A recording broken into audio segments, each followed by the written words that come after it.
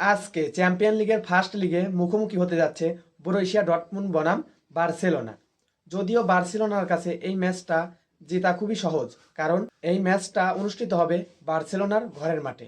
Borussia Dortmund কিন্তু শক্তিশালী, তারপরেও এই ম্যাচটা বার্সেলোনার কাছে সহজ হবে, কারণ এই ম্যাচটা হলো বার্সেলোনার ঘরের মাঠে অনুষ্ঠিত হবে।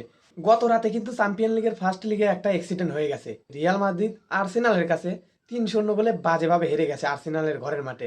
তো এরকম একটা অ্যাক্সিডেন্ট রিয়াল মাদ্রিদের সাথে হয়ে গেছে, এখন যদি বার্সেলোনার সাথেও এরকম অ্যাক্সিডেন্ট কিন্তু হয়ে যেতে পারে, তা বলা যায় না। তারপরেও আমি এই ম্যাচটাতে বার্সেলোনাকেই এগিয়ে রাখছি, কারণ ম্যাচটা অনুষ্ঠিত হবে বার্সেলোনার ঘরের মাঠে।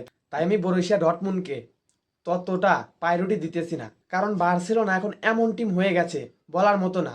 রিয়াল মাদ্রিদের মতো টিমকেও কিন্তু বার্সেলোনা সান্তিয়াগো বার্নাব্যুতে হারাইছে। তো এই ম্যাচটা বার্সেলোনার কাছে সহজ হবে, কারণ এই ম্যাচটা বার্সেলোনার ঘরের মাঠে অনুষ্ঠিত হবে। বড় কথা হচ্ছে বার্সেলোনার এখন যে পজিশন, ভাই এই পজিশনে বার্সেলোনাকে হারানো খুবই কঠিন।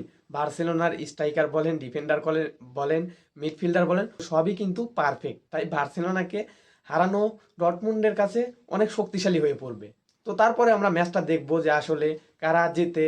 যেমন রাতে একটা চ্যাম্পিয়ন লিগে কিন্তু বড় একটা অঘটন ঘটে গেছে, আজকে রাতেও যদি অঘটন ঘটে যেতেও পারে, কিন্তু শিওরলি বলতে পারতেছি না যে বার্সেলোনাই উইন হবে।